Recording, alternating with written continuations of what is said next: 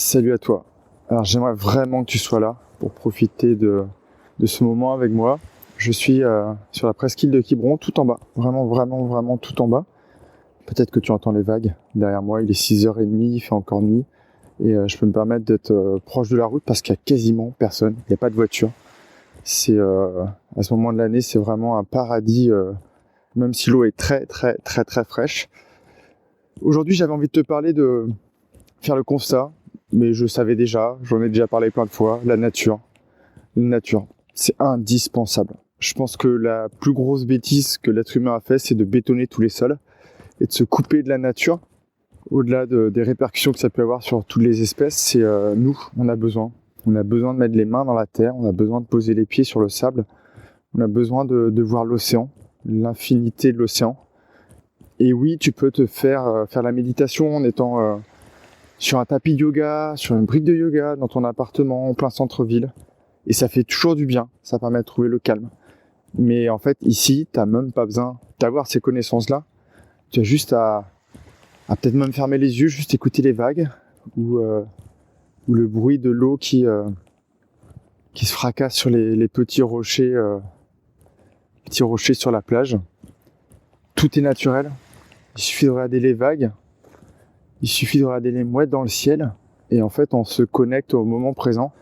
Et je pense que c'est la deuxième clé. La deuxième clé d'une vie heureuse, c'est d'être là, ici, tout de suite, en ce moment.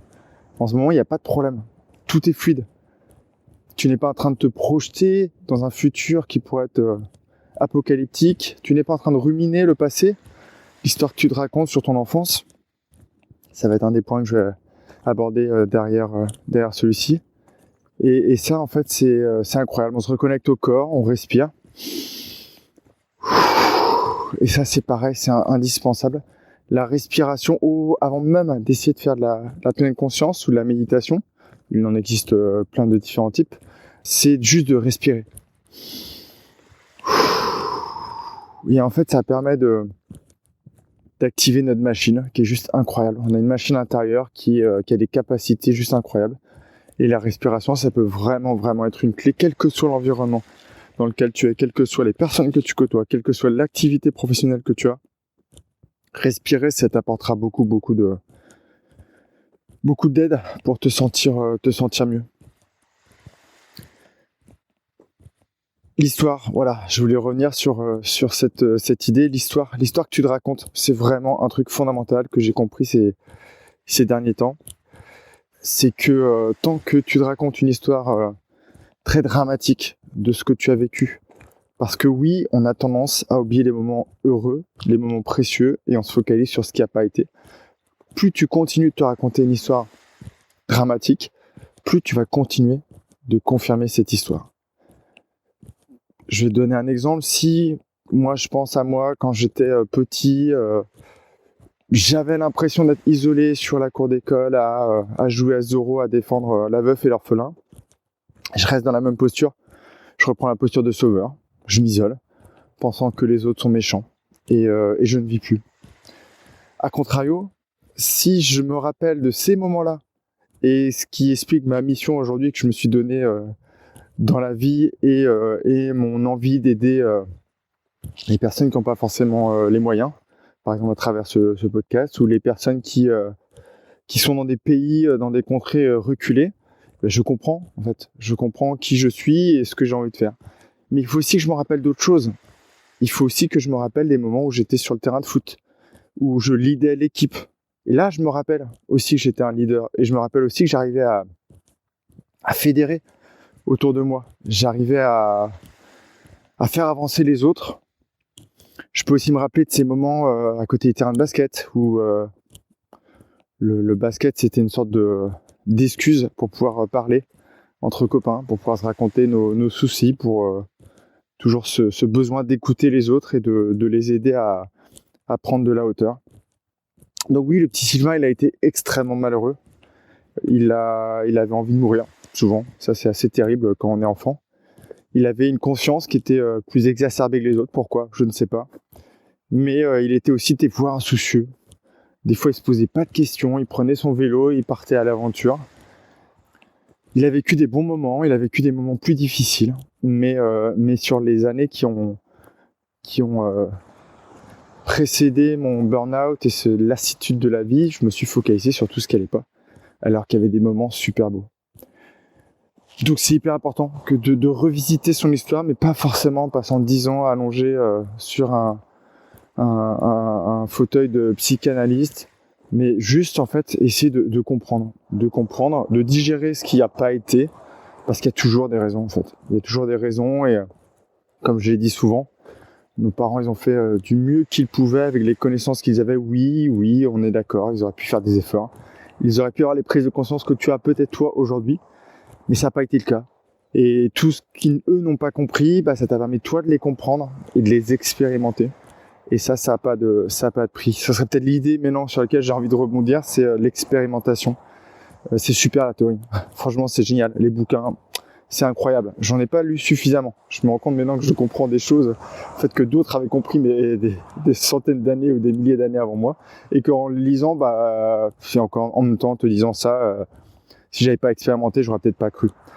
Donc, c'est super de lire. C'est super d'essayer de comprendre avec ton mental.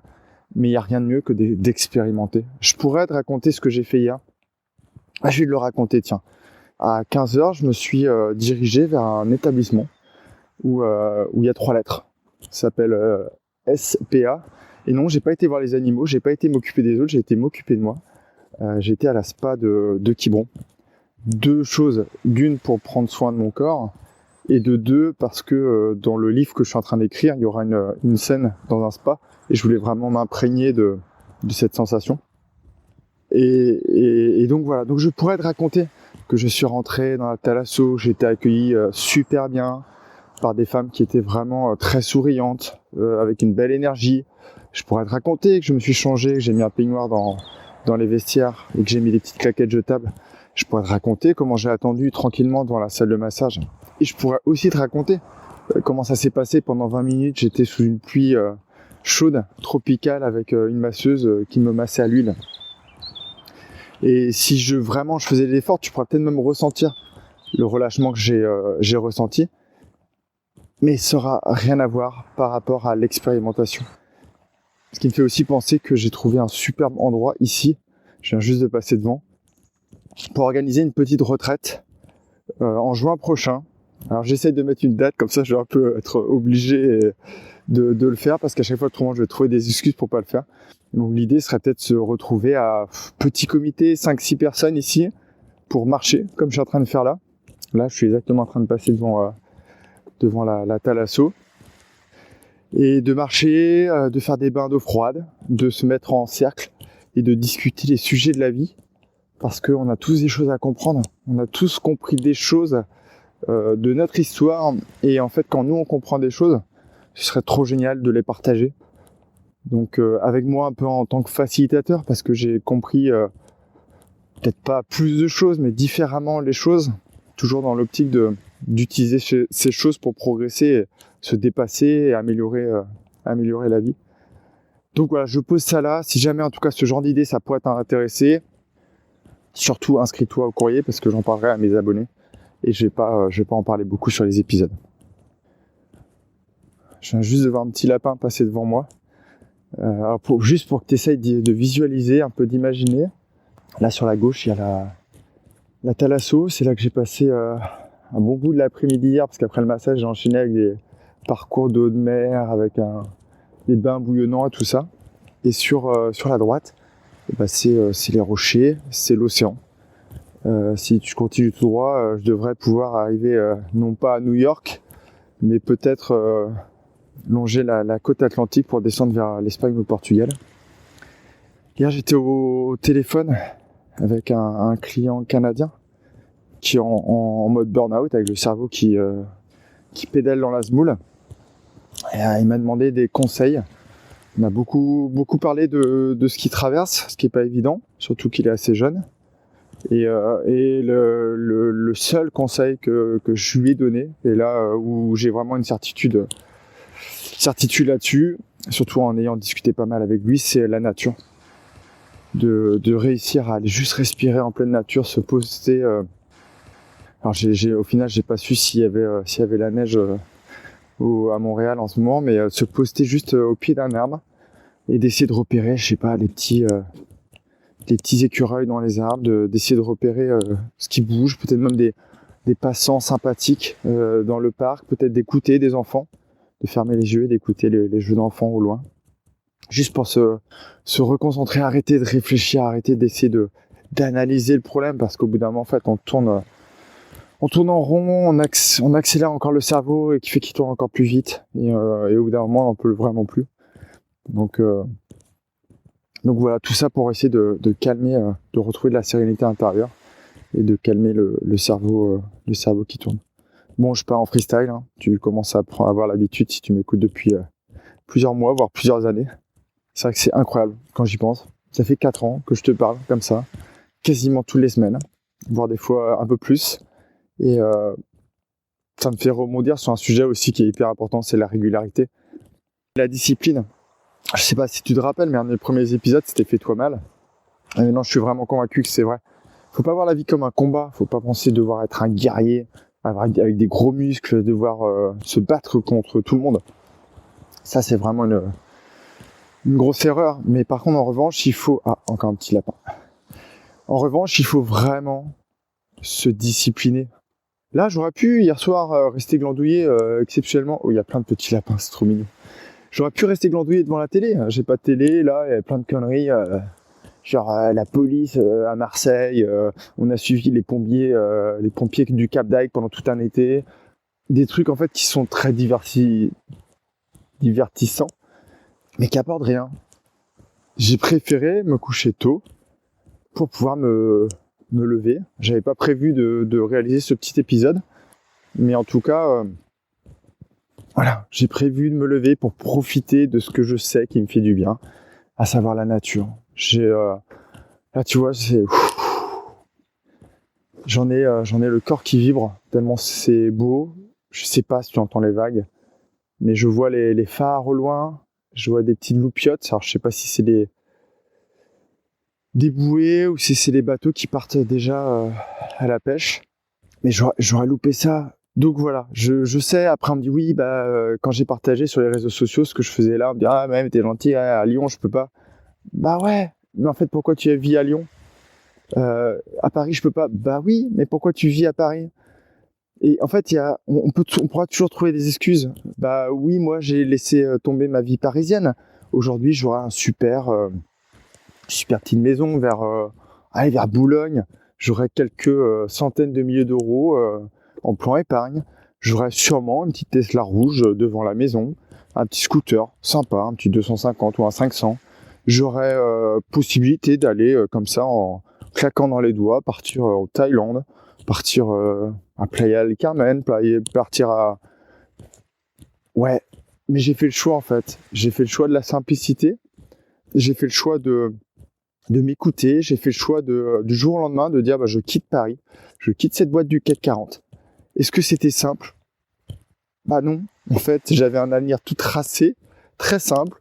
Je me levais tous les matins à 7h, j'allais au bureau, je faisais mes 2-3 trucs qui me demandaient, qui utilisaient 15% de mon potentiel. Et le soir, je rentrais. Et j'aurais pu continuer de regarder des séries.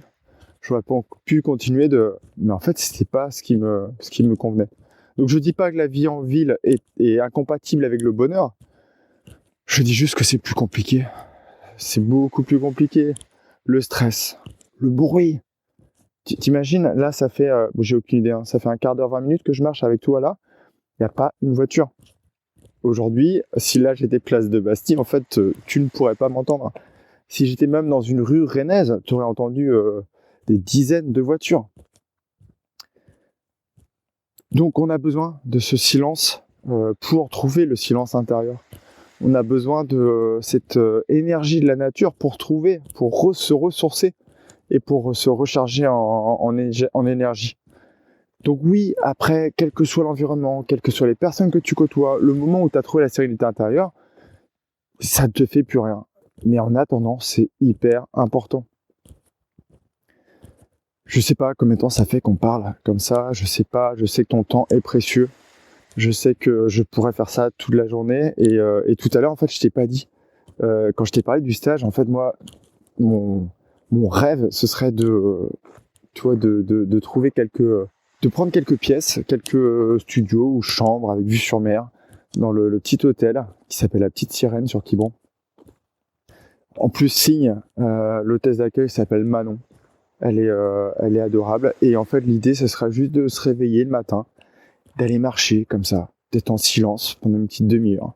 Et après, de se poster sur un banc et de choisir un thème, tous en même temps, pour parler, se mettre en rond sur la plage, peut-être faire un petit peu de qigong face à la mer, de rentrer, d'attraper un maillot, d'aller faire une petite baignade en eau froide, et puis de continuer de se balader, de manger un repas sain à base de poissons, de crustacés, peut-être de coquillages, et pourquoi pas une mini sieste pour activer nos sens sur la plage, et une discussion et un mini coaching d'une demi-heure plus personnalisé sur les problématiques que la personne qui serait là rencontre.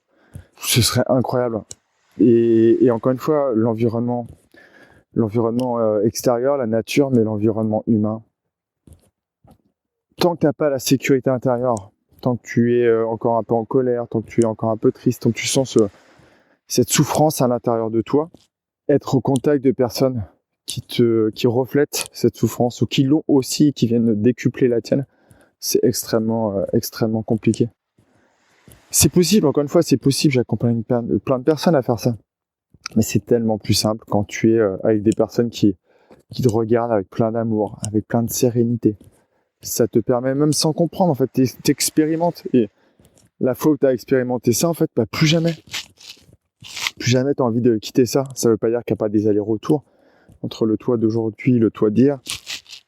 Mais ça aide énormément.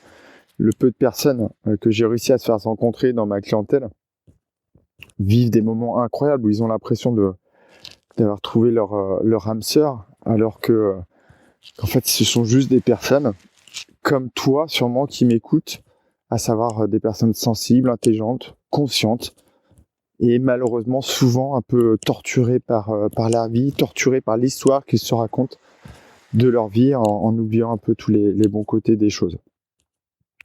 Comme je n'ai aucune idée du temps qu'on a passé ensemble, je vais m'arrêter là. Je te souhaite le meilleur. Et j'aurais envie d'utiliser des termes et à chaque fois je me limite, mais je t'envoie plein d'amour en fait. Que tu sois un homme, une femme, je t'envoie tout ce que j'ai dans le cœur. Là, mes chakras sont complètement ouverts. Donc voilà, je t'envoie plein d'amour, plein de conscience, plein de sérénité d'ici. Et compte sur moi pour continuer d'alimenter ce podcast, de continuer d'alimenter ma newsletter tous les jeudis. Elle a rien d'exceptionnel, cette newsletter. C'est juste, encore une fois, je m'imagine toujours me poster sur une plage avec toi et prendre un thème et le retourner un peu dans tous les sens pour que à chaque fin de lecture de cette lettre, tu te sens mieux, que tu aies l'envie, l'espoir, le courage pour avancer.